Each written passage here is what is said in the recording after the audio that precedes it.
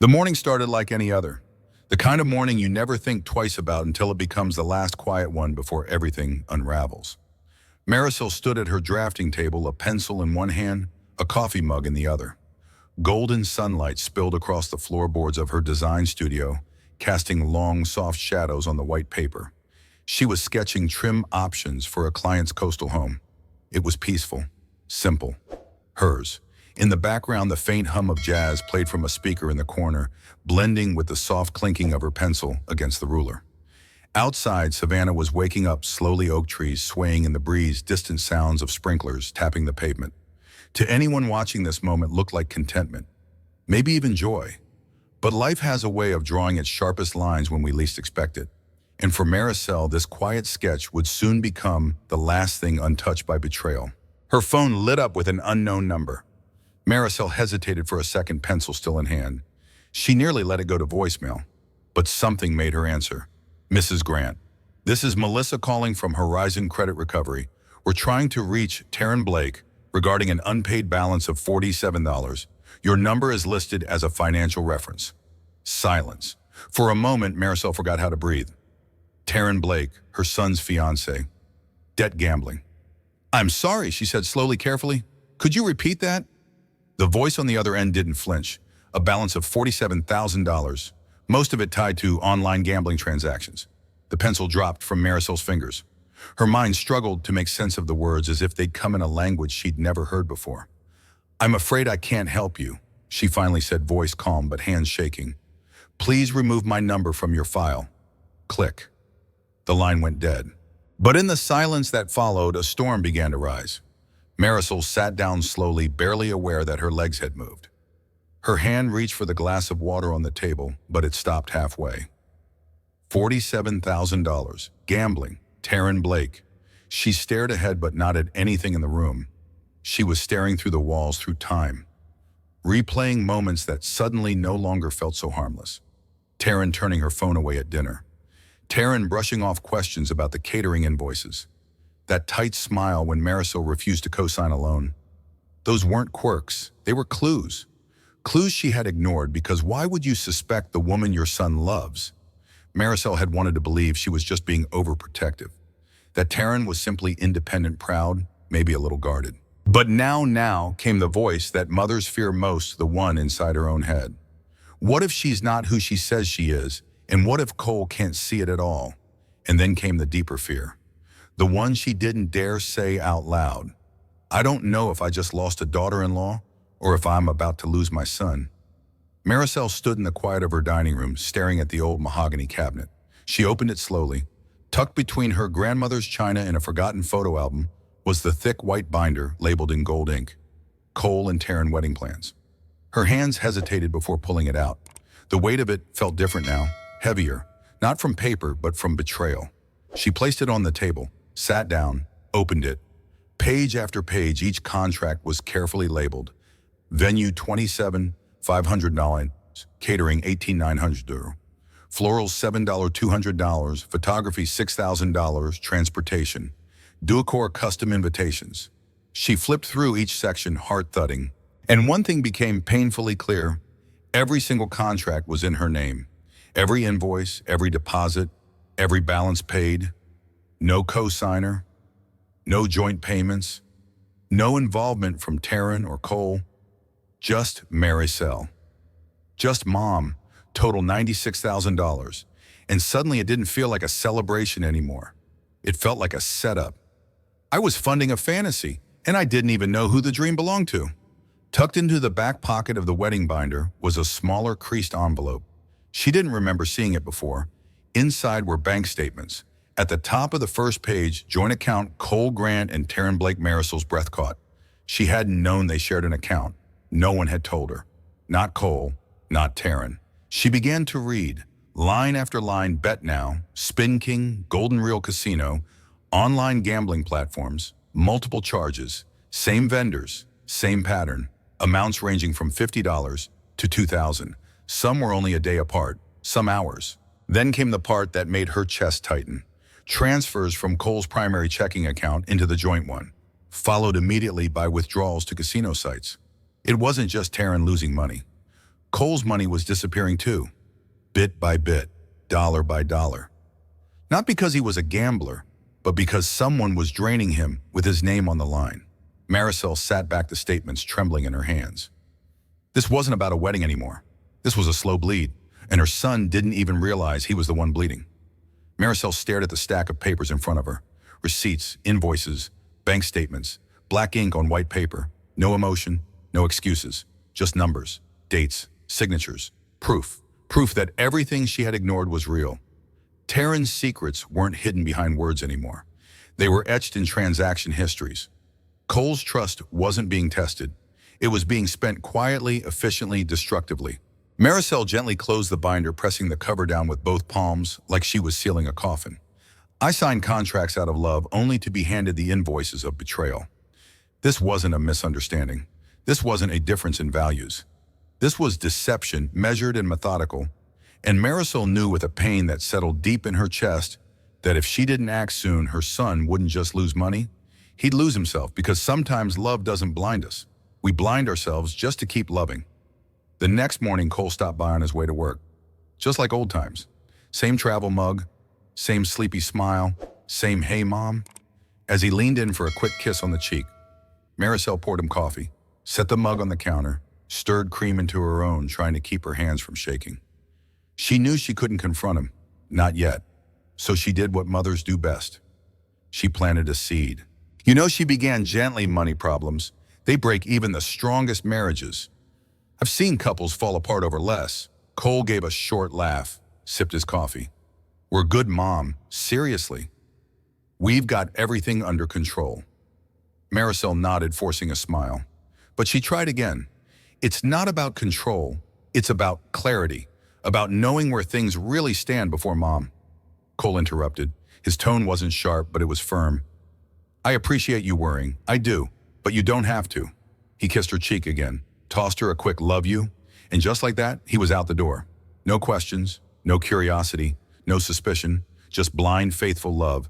And for the first time, Marisol realized she wasn't just fighting against lies. She was fighting against the story he wanted to believe. It came that evening. Marisol was rinsing dishes, lost in thought, her hands moving automatically. The kitchen was quiet, too quiet.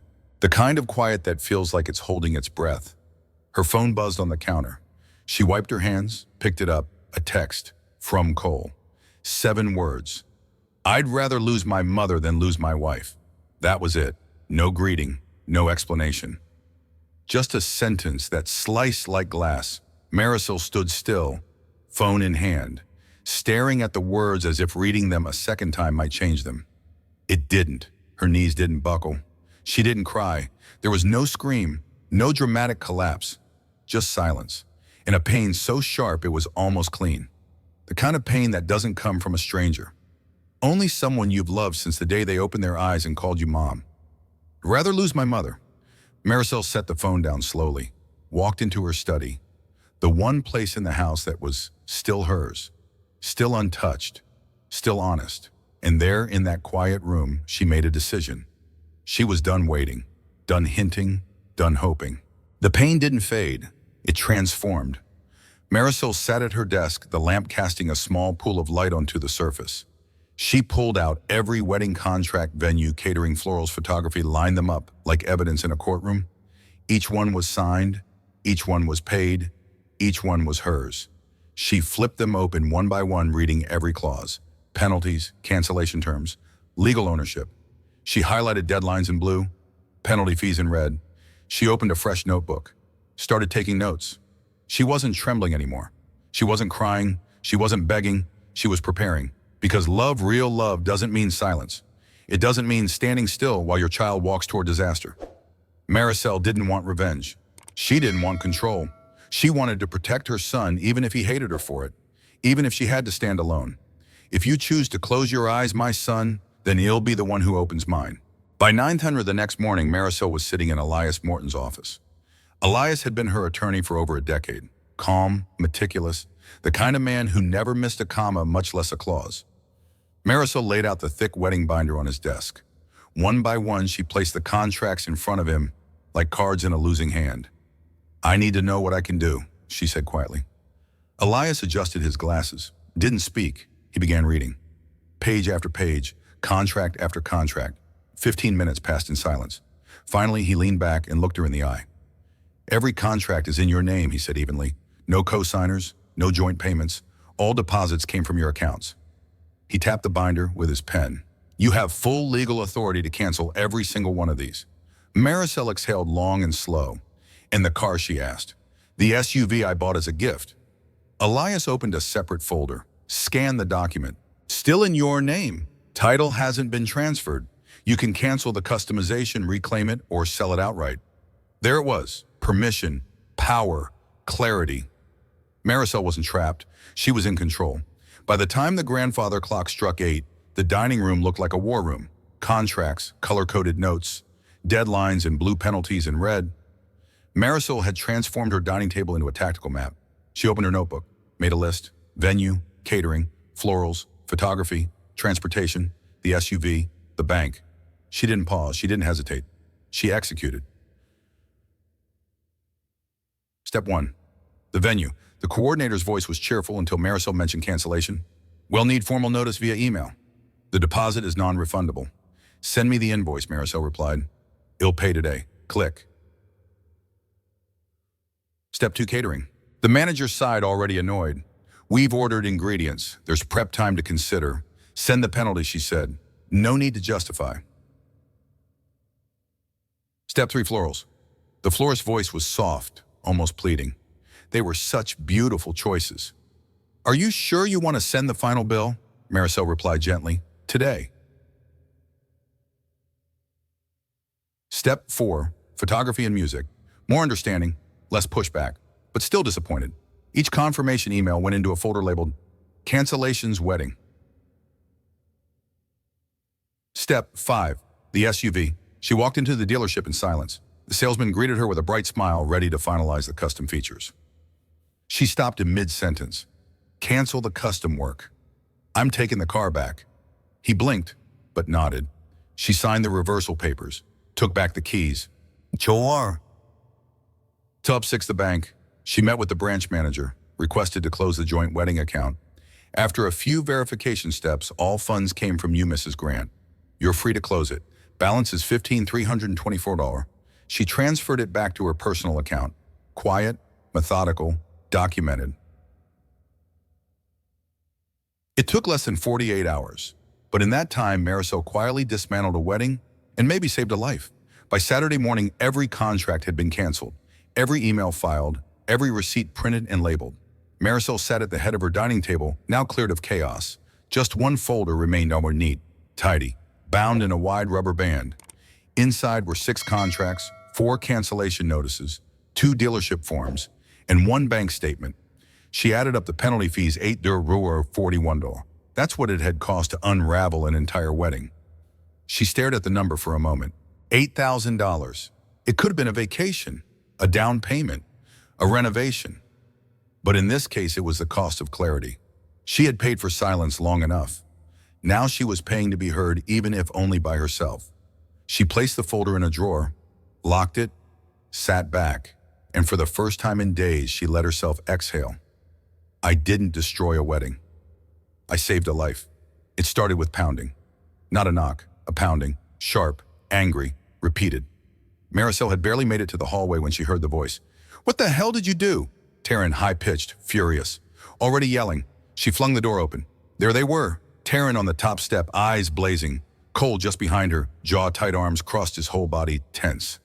Taryn didn't wait. You canceled the venue, the catering, everything's gone. Do you even realize what you've done to us? Cole said nothing. But his eyes, those eyes Maricel had known since he was a baby, were filled with something unfamiliar: hurt, disbelief, confusion. He looked at his mother like she was someone he didn't recognize. You sabotaged our wedding, Mom. The words hit harder than the pounding. Maricel didn't flinch. She didn't raise her voice. She just opened the door a little wider, staying in the doorway, her back straight. I canceled the contracts I paid for, she said evenly, because I won't fund a marriage built on lies. Taryn scoffed. Lies, that's your excuse, please. Let's be honest, you just hate that Cole chose me over you. Maricel didn't respond. She didn't need to, because just then truth came walking down the sidewalk. A silence fell. Heavy, tense, uncomfortable. Taryn's eyes narrowed. Cole's shoulders stayed locked, and then the sound of footsteps on the sidewalk. Marisol turned her head. It was Mrs. Aldridge, her neighbor from 2 doors down, walking her little dachshund like she did every morning. She slowed when she saw the scene on the porch. 3 people frozen in tension. A door half open, raised voices lingering in the air. She gave a polite smile, waved. "Oh, hi, Cole," she chirped cheerfully. "I saw Taryn with that man from the Merino on Tuesday." "What's his name again? Looked like you two were having such a good time." Silence. The kind of silence that changes everything. Cole turned sharply to Taryn. "Tuesday," he asked. "You said you had a dress fitting?" Taryn laughed too fast. "I did. That was earlier. The guy's just a friend. I ran into him by chance." Her eyes darted toward Marisol. Cold, calculating, like a dare. But the damage was already done. Marisol didn't say a word. She didn't have to, because the look on Cole's face said it all. The crack had begun. Taryn turned away first. "I'm not doing this," she snapped, her voice shaking with something close to panic. "I don't need to stand here and be accused by your mother and some nosy neighbor." She stomped down the steps, heels hitting the concrete hard. "You'll be in the car," she called over her shoulder. But Cole didn't move. He stood on the porch, frozen, staring after her. Something had shifted. His shoulders weren't tense anymore. His arms had dropped to his sides. But it was his eyes. His eyes weren't angry now. They weren't even hurt. They were searching for what was true, searching for what had been hidden in plain sight. Marisol didn't say a word. She stayed in the doorway, still, present, silent, because she knew she wasn't the one who exposed anything. Truth had a voice of its own. "I didn't destroy this." Truth did. The phone rang at 8:17 p.m. Marisol didn't recognize the number, but something told her to pick up. "Hi, is this Marisol? I hope I'm not overstepping, but my name's Rowena. I'm Taryn's second cousin." There was a pause. Rowena's voice was soft but heavy. "I saw what happened online. The wedding cancellation. The drama. And I think you deserve to know something." Marisol leaned forward. "Years ago, Rowena said Taryn was engaged to a man named Derek Lawson. He came from money. Not billionaire rich, but stable, generous, trusting. 2 months before the wedding, Derek's savings started disappearing. When he checked the account, he found charges from poker sites, casinos, and wire transfers to Taryn's brother. Taryn denied everything. Swore it wasn't her. She cried, blamed hackers, said Derek was paranoid. But the truth came out anyway." Marisol gripped the phone tighter. "He canceled the wedding and moved across the country. Last I heard, he joined the Navy. He never looked back." Rowena sighed. "Look, I know family's complicated, but sometimes the truth doesn't run in blood. And I figured you of all people should know who she really is, before it's too late for your son too." It started with a message. Marisol had taken a chance and messaged Derek Lawson, directly unsure if he'd reply. But he did within hours. "Yes, I remember Taryn. I wish I didn't." He agreed to speak, and the story he shared was devastating. "She told me she wanted to open a boutique, a fashion startup for independent women. Derek had fronted $38,000 on her savings from his grandfather's inheritance. She showed me papers, business license, a fake lease, even had a website, but it was all smoke and mirrors. One day, 2 weeks before the wedding, I came home and she was gone. Apartment empty, boutique closed, bank drained. Derek's voice cracked. I filed a police report, but they said since we weren't married and my name wasn't on anything, it wasn't fraud, just a bad investment. She vanished for 3 years, no trace, until I saw her engagement photos online with your son." Marisol sat frozen. All the threads, the casino debt, the fake boutique, the disappearing act, they weren't random. She runs the same play Derek said.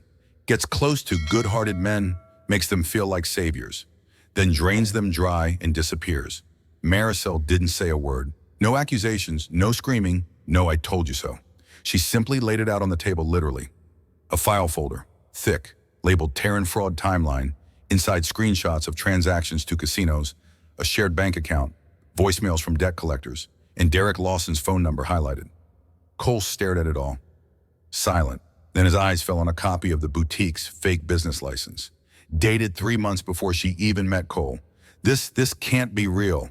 Marisol didn't flinch. "Call him. Don't believe me. Believe someone who lost everything." Cole's hands shook. He picked up the phone.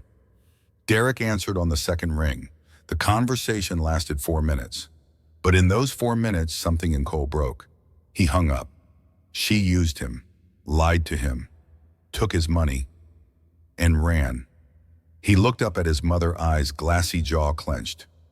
What have I done?" Marisol placed a hand gently on his shoulder. "You haven't done anything, yet. My son might forgive me someday, but could he ever forgive himself? If I said nothing, it came in at 3:17 a.m.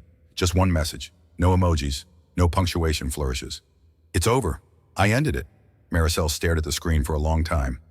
Not because she didn't understand, but because she finally could breathe. She didn't reply. Not yet. In that moment, she wasn't a triumphant mother. She was a woman who had just watched her son grow up in 6 words. 6 words that broke an illusion. 6 words that reclaimed a future. 6 words that finally meant he saw what she saw. She closed her phone, walked to the window, and for the first time in months she smiled. Not because she won, but because Cole chose truth over fantasy. It wasn't just a breakup, it was my son's awakening. The engagement was off, but the noise had just begun. At brunch, whispers swirled behind polite sips of coffee. "Did you hear what Marisol did? I heard she canceled everything just to control him." Some say she was jealous of the girl. Friends she had known for decades began to vanish quietly, unfollowing, skipping calls, pretending not to see her at the market. Even family members turned cold. One cousin snapped at her over dinner. "You humiliated Cole. He loved her." But no one saw the casino receipts. No one read the gambling debt notice. No one heard the voicemail from Rowena. Marisol endured it all in silence, because truth, she realized, is often lonely at first. But that doesn't make it less true. "I didn't ruin a wedding," she whispered to herself. "I just exposed a lie, and people hate that." Sometimes saving someone means everyone else will turn on you. The house was quieter now. The arguments had stopped. The lies had been buried. In Cole, he was no longer a boy blindly in love. He started showing up for dinner again. Not every night. Not like before, but enough to remind Marisol that he was still her son. Months passed. Wounds began to scab. Cole didn't talk about Taryn anymore, not with anger, not with longing. Just silence and acceptance. One afternoon, he walked into the kitchen with a nervous smile. "Mom, there's someone I'd like you to meet." Her name was Julia. No designer handbags, no flashy rings, just kindness in her eyes and calm in her voice. She asked to help clear the table. She laughed at Marisol's dry jokes. She made tea without asking, just the way Marisol liked it. And for the first time in a long time, Marisol looked at her son and saw peace. She didn't save him. He saved himself, but this time with open eyes. The roses had overgrown. The hydrangeas had leaned into the path like tired old dancers. And the bench beneath the pear tree was covered in a thin layer of dust. Marisol took off her gloves, ran her fingers over the soil. It felt just like before, soft, steady, silent. This garden didn't care who was right or wrong. It didn't ask questions. It didn't replay old arguments in the dark. It just bloomed and waited. And so did she. Not for an apology, not for thanks, not even for Cole to understand everything she did. She didn't need the world to call her a hero. She just needed to be at peace with herself. And as the breeze moved through the leaves, Marisol smiled.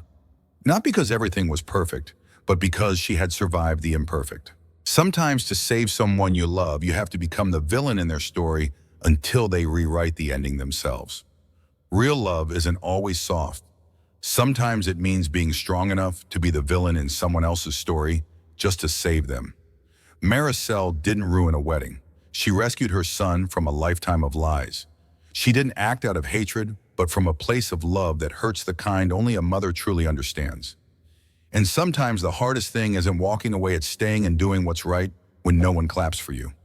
What can we learn? Trust your gut. Don't stay silent when something feels off. And don't fear becoming the bad guy if it means saving someone you love from their own destruction. If this story made your heart pause, if you've ever had to choose between silence and truth, or if you believe love means protecting even when it hurts, subscribe to the channel. Every week we bring you stories that echo in your soul long after the video ends, because the world needs more voices that dare to tell the truth.